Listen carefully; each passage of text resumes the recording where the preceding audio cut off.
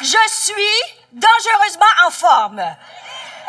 C'est tellement un privilège pour moi de vous apporter la parole, surtout dans le cadre de cette série, parce que j'aime tellement lorsqu'on porte le regard sur Dieu.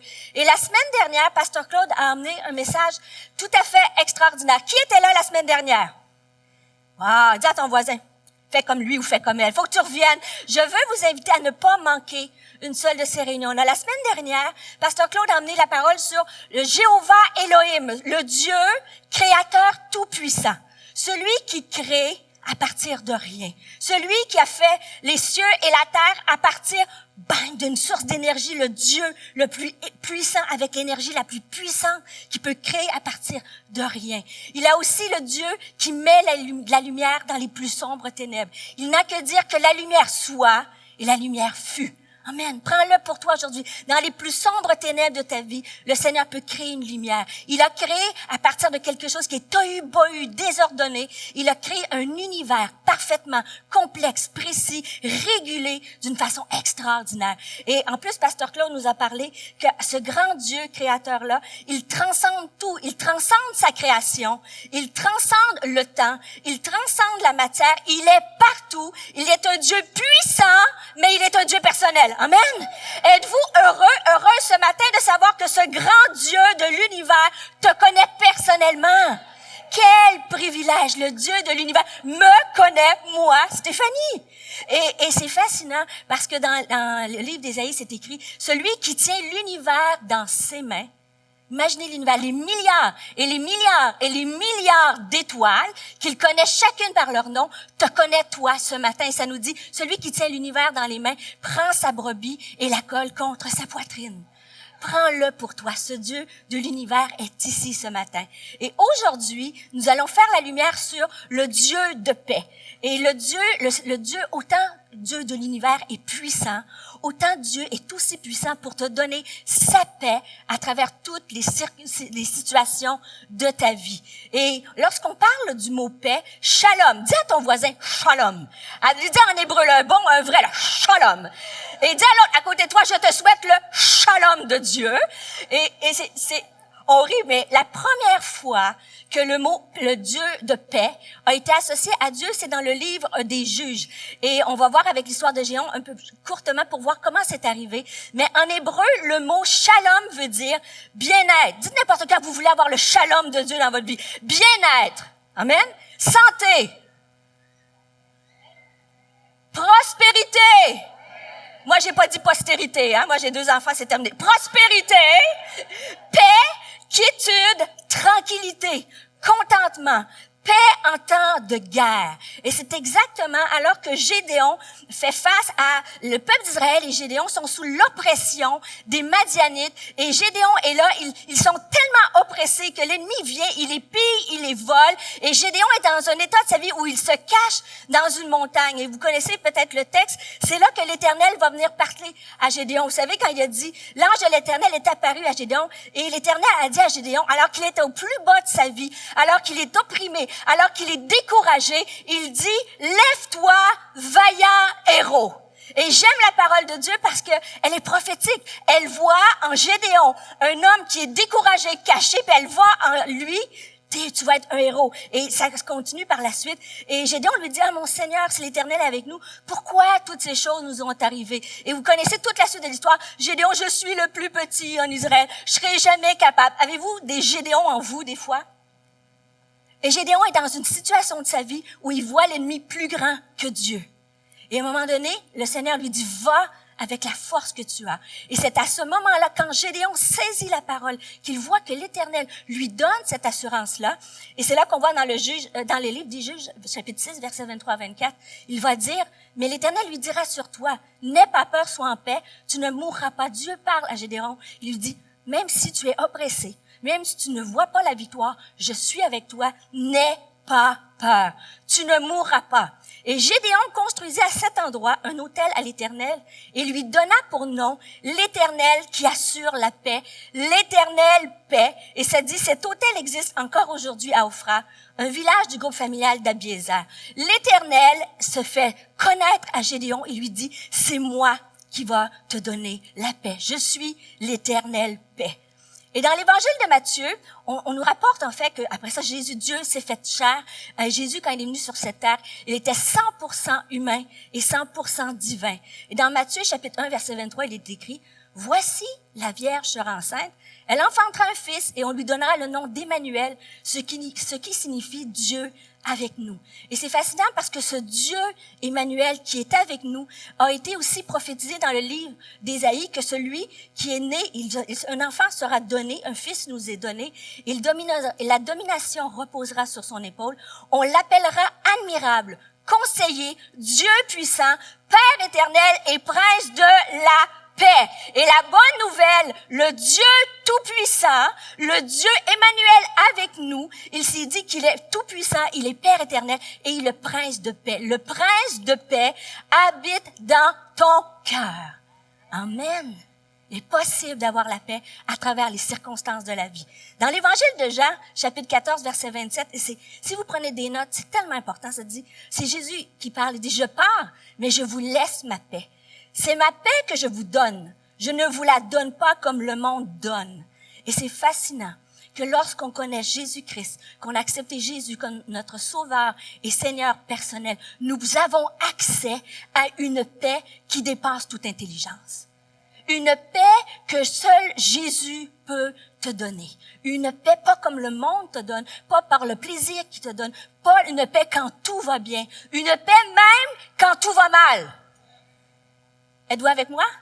Moi, j'ai besoin de cette paix-là que, pas comme le monde me donne. C'est pourquoi ne soyez pas troublés et n'ayez aucune crainte dans votre cœur. Et aujourd'hui, on va regarder à 2 points. Comment le Dieu Tout-Puissant, Jéhovah Elohim, est aussi le Jéhovah Shalom, celui qui nous donne la paix. Et on va regarder que Dieu, aujourd'hui, peut et veut te donner la paix de l'âme et la paix dans l'adversité. Avoir la paix de l'âme aujourd'hui, si vous êtes honnête entre vous et moi, c'est pas si simple que ça. Dites amen avec moi. Les anxiolytiques, antidépresseurs, tous ces médicaments-là ce sont les médicaments les plus prescrits et les plus vendus au Canada et en Amérique du Nord. Ce n'est pas un jugement pour lequel je dis ça. Ça démontre juste l'effet, le pouls de la société. Et le peuple de Dieu, nous faisons partie de la société. Il y a du stress. La Bible nous dit, il pleut sur les justes comme sur les injustes. Et quand on regarde aussi quelques statistiques, 1 Québécois sur 5 serait touché par un trouble de la santé mentale, dépression, anxiété. À Montréal, 29% de la population est prise avec des dépressions ou des troubles anxieux. On vit dans une société remplie d'agents stressants. On va voir un peu plus loin au travers du message, il y a une portion qui est enseignement. Il y a du stress qui est positif. Mais on est d'accord qu'il y a du stress aujourd'hui. Partout, au niveau politique, au niveau écologique, dans la vie de nos enfants, il y a du stress qui peut générer en nous des troubles anxieux et de la dépression. Et j'ai voulu regarder des statistiques chez nos enfants parce que nous sommes le Dieu de paix et nous devons aussi être des ambassadeurs de paix dans nos maisons et dans notre société. Et selon l'Institut de recherche en santé du Canada, l'Institut canadien d'information sur la santé, imaginez, on estime qu'un enfant sur 5, c'est-à-dire 20% des enfants sont touchés par la maladie mentale. Et il n'y a pas de, quand je dis maladie mentale, c'est santé mentale. Il n'y a aucune connotation négative dans mes propos. Je veux que vous compreniez que c'est un mal, c'est un mal du siècle. Imaginez que le taux entre 5 et 24 ans, le taux d'augmentation d'hospitalisation en l'urgence pour la santé mentale, et je le dis lentement pour que vous écoutez la société dans laquelle on vit, et peut-être c'est même vos enfants aujourd'hui qui sont pris avec des problèmes comme ça. C'est-à-dire, le taux d'hospitalisation a augmenté de 45% entre 2006 et 2014. 45% de nos enfants ont eu des hospitalisations pour cause de santé mentale. Pensée suicidaire, des enfants de moins de 10 ans. Rappelez-vous, vous, quand vous aviez 10 ans, moi, je jouais à la Barbie, Ken Barbie, je m'amusais comme ça, mais regardez aujourd'hui, pensée suicidaire, un enfant sur 10 aurait eu une pensée suicidaire. dépression, environ 1% des enfants et de 5 à 7% des adolescents souffrent de troubles dépressifs. Imaginez quand je parle d'hospitalisation, après les blessures, les problèmes mentaux chez les enfants est la deuxième dépense la plus importante pour les soins hospitaliers chez nos enfants. On parle d'intimidation, 30%. Je veux pas vous décourager, dites à ta voisine, elle a une bonne nouvelle qui s'en vient. Mais je ne prêche pas un évangile bonbon. Je ne prêche pas un évangile baguette magique. Je prêche un évangile d'hommes et de femmes qui vivent au 21e siècle. Et si ce n'est pas vous, c'est peut-être vos enfants qui font face à des troubles, à la dépression et à l'anxiété. Et comme Église, bien sûr, on va prêcher la puissance de Dieu, mais il faut être conscient dans les jours dans lesquels on vit. Il faut qu'on soit là pour apporter la solution. Amen. L'intimidation chez nos enfants, 30% des enfants canadiens ont été victimes de contre-coups de l'intimidation. Et regardez, l'automutilation, et j'achève, c'est ma dernière statistique, l'automutilation, un signe de détresse important chez les adolescents et adolescentes, est un phénomène en croissance. Depuis 2009, le nombre d'hospitalisations liées au phénomène a plus que doublé chez les filles canadiennes, en hausse de 110%. Il y a quelque chose qu'il faut voir comme enfant de Dieu. Chez les garçons, on note une hausse de 35%. On estime qu'un adolescent sur 6 s'automutile souvent pour cause de détresse et de troubles anxieux. Et une fois qu'on a donné toutes ces statistiques-là, j'aimerais vous poser la question, si je vous demandais, qu'est-ce que le stress? Êtes-vous capable d'identifier, mettre des mots sur le stress? Des fois, on subit le stress, mais on n'est pas capable de mettre des mots. Qu'est-ce que le stress? Le stress est une réaction au changement ou à des situations que l'on juge menaçantes. Il peut être associé à des expériences positives. Mariage, venue d'un enfant, ça peut être positif, mais ça peut être négatif. Soucis financiers, perte d'emploi, décès, la peur de vivre des choses négatives. Il faut savoir que la perception qu'on a d'une situation joue un rôle important dans le déclenchement du stress. En effet, une situation stressante pour une personne peut ne pas l'être pour une autre personne. Et là, j'aimerais que vous preniez peut-être, tu vis quelque chose, tu es venu ici dans ce lieu, t'es dans une situation difficile et tu n'arrives pas à mettre des mots. Peut-être, je vais te poser, les causes et l'intensité des stress, ça présente de façon variable chez les gens, mais le stress survient parce que, regarde, on a le sentiment de ne pas contrôler la situation. Est-ce que ça vous est arrivé de vivre des événements où vous avez l'impression que tu contrôles pas la situation? Ça génère un stress en nous. On juge que la situation est nouvelle ou imprévisible. On sent son ego, son image de soi menacée par la situation. On redoute les conséquences négatives de la situation. Et j'ai mis une petite courbe. Si on peut la mettre avec le PowerPoint. Regardez, ça vient pas de moi. Si vous lisez un peu sur le stress, mais juste un petit peu d'enseignement. Le stress peut être positif et peut être relié à la performance. Si vous regardez, lorsque en bas sur l'échelle des X, là, vous voyez X, ça veut dire horizontale. Et vous voyez, quand le stress augmente, il y a une tension qui se lève et on peut avoir une zone de confort sur l'effet d'un stress et une zone optimale. Et moi, ceux qui me connaissent bien, n'est-ce pas, qui travaillent avec moi, le stress est positif dans ma vie. Guylaine a dit oui, je travaille sous la pression. Pourquoi se préparer un mois à l'avance quand on peut le faire stresser en une semaine? Amen? Et là, et ça, c'est un stress positif. Moi, quand j'ai 2 vitesses, à fond ou arrêter. Alors, ça me prend du stress pour faire quelque chose. Et c'est positif.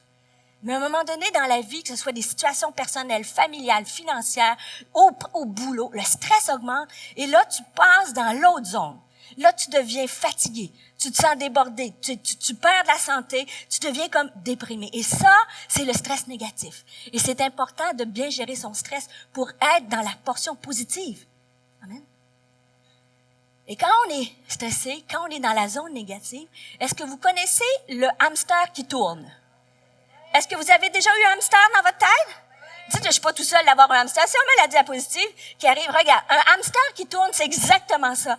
Quand tu es sous l'effet du stress, quand tu as perdu le shalom de Dieu, la paix de Dieu, les pensées commencent à tourner. Et là, il est 3 heures du matin, il est 4 heures du matin, il est 5 heures du matin. Boum, boum, boum, boum, boum. Le hamster, il tourne dans sa roue. Mais le Dieu de paix peut arrêter toutes les hamsters de tourner ce matin. Amen. Êtes-vous d'accord avec moi que lorsqu'on gère notre stress, Dieu peut te donner la capacité aujourd'hui De dire, Seigneur, viens arrêter mon hamster de tourner dans ma tête. Et c'est important de voir si on suit par la suite. Ça donne toutes sortes d'impacts, le stress. Mais un autre facteur que je veux parler, c'est l'anxiété. L'anxiété, c'est différent du stress. Le stress, tu le vis, tu le subis. Mais à un moment donné, pour une raison ou une autre, le stress peut devenir un déclencheur d'anxiété. Savez-vous c'est quoi l'anxiété? L'anxiété, c'est un processus qu'on a développé à travers le temps. C'est à l'époque lorsque un homme voyait une femme voyait une menace. Et on appelle ça le mammouth. À l'époque, quand il arrivait, si tu mets mon image de mammouth, c'est exactement ça. Si tu mets mon mammouth, mammouth, c'est un animal avec 2 cornes. Voilà. Et c'est exactement ça. Quand tu as l'impression qu'une menace qui est devant toi, un mammouth, bien sûr, il est imaginaire, mais des fois, l'anxiété, c'est ça. On a une situation qui devient comme un mammouth. Et là, ça génère en toi une émotion, c'est-à-dire désagréable, qui combine des symptômes physiques. Le cœur bat vite et fort, la respiration semble difficile, présence de sueur, tremblement, étourdissement ou de mains moites, corps crispé, muscles tendus et des pensées anxieuses. L'inquiétude, rumination, obsession, doute, crainte. Et les différents troubles anxieux se distinguent parce qu'ils déclenchent l'anxiété et l'intensité et la durée du symptôme. Il peut arriver qu'on ait des épisodes d'anxiété, d'avoir peur.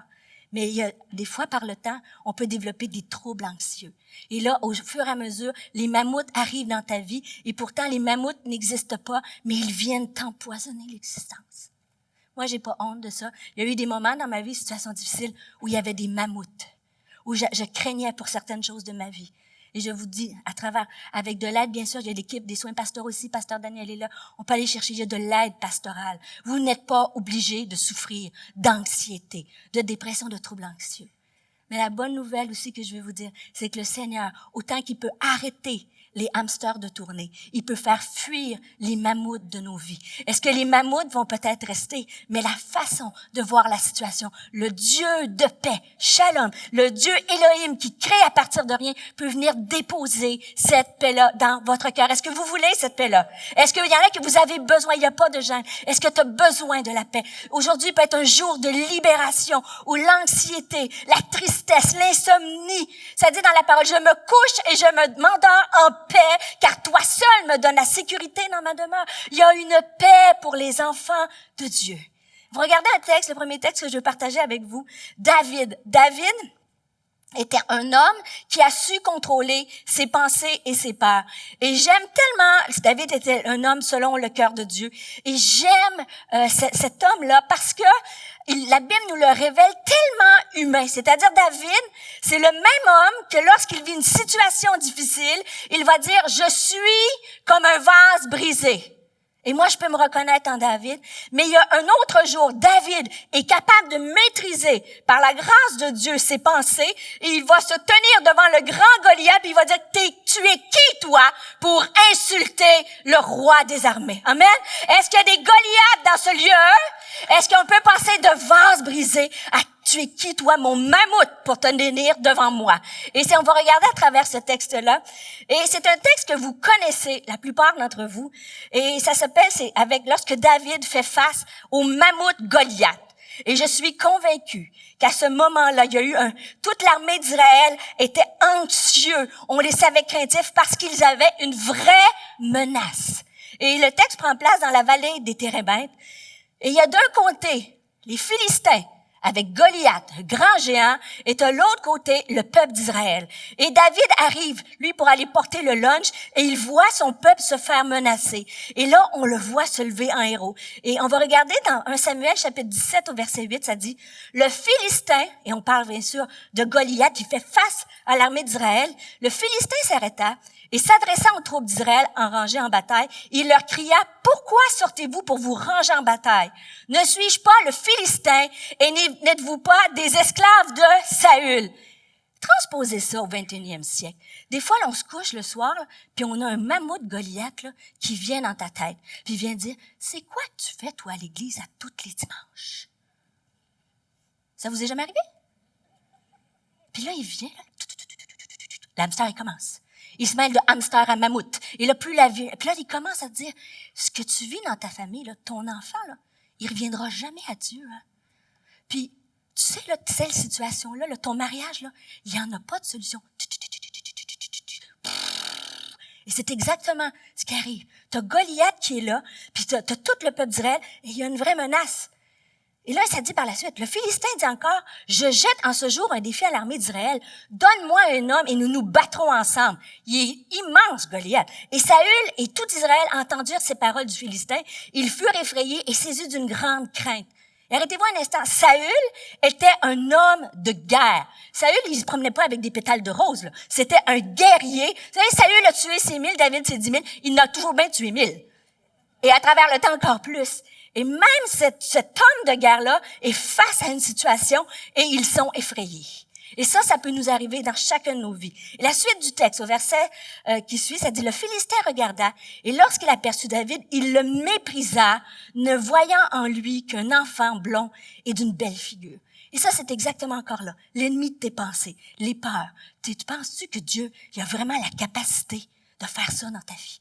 Tu penses-tu vraiment que tu vas guérir? Tu penses-tu vraiment que l'appel que j'ai mis sur ta vie, là, ça va se réaliser? Tu penses-tu que? Et là, la pensée vient. Et on se sent tout petit, tout blond. Et le Philistin dit à David, suis un chien pour que tu viennes avec moi avec des bâtons. Et après l'avoir maudit par ses dieux, il ajouta, viens vers moi. Et je donnerai ta chair aux oiseaux du ciel et aux bêtes des champs. Tu t'emmènes avec moi? N'est-ce pas un vrai mammouth, ça? Extrêmement situation anxieuse, stressante, épeurante. Et là, David, il y a un choix. Il y a un choix. Un choix de dire, hey, je recule devant l'ennemi parce que je suis juste un jeune homme blond, parce que je suis juste esclave, parce que je suis juste venu emmener le sandwich, moi, ici, là, j'ai rien demandé en tout ça. Mais là, David, il décide de croire à son roi, à son Dieu. Il décide de se rappeler ce que Dieu a fait dans sa vie. Il va dire, David aux Philistins, tu marches contre moi avec l'épée, la lance et le javelot, et moi je marche contre toi au nom de l'Éternel des armées, du Dieu de l'armée d'Israël que tu as insulté. Et le Dieu Shalom aujourd'hui, lorsque tu choisis, lorsque tu lui demandes par sa grâce, est capable de te donner la force de dire à tes mammouths, à tes hamsters, à tes peurs, ça suffit. Je me tiens au nom de l'armée d'Israël. Il y a une victoire pour nous, frères et sœurs. Il y a une victoire. Savez-vous, si je vous posais la question, comment David a tué Goliath? C'est simple, on a tout appris ça. Il a pris la fronde, la pierre, et il a lancé, le géant est tombé, et David a tué Goliath avec une pierre. Faux. David avait une pierre, il avait une fronde, et il a tiré la pierre, et Goliath est tombé à ses pieds.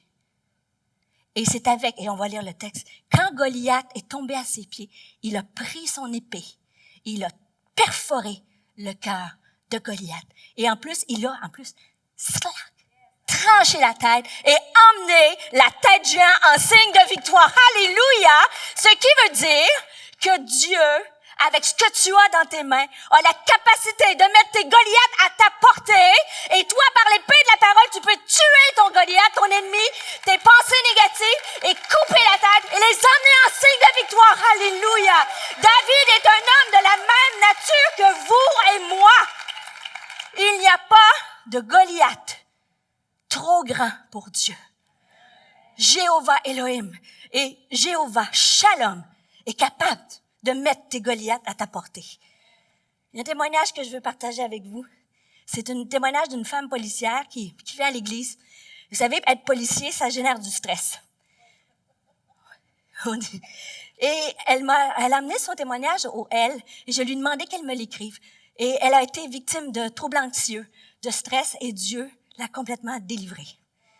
Et ça dit, il y a quelques années, l'anxiété m'a frappée. Cette peur de ne pas être à la hauteur, de ne pas réussir, la crainte que le pire scénario survienne dans n'importe quelle circonstance. Je vivais continuellement dans la peur, une peur paralysante. Et je suis touchée parce que je connais tellement de gens pris dans ça. Et pour moi, c'est un message d'espoir que si tu es pris dans cette anxiété-là, Dieu peut te libérer. Dieu peut mettre Goliath à ta portée.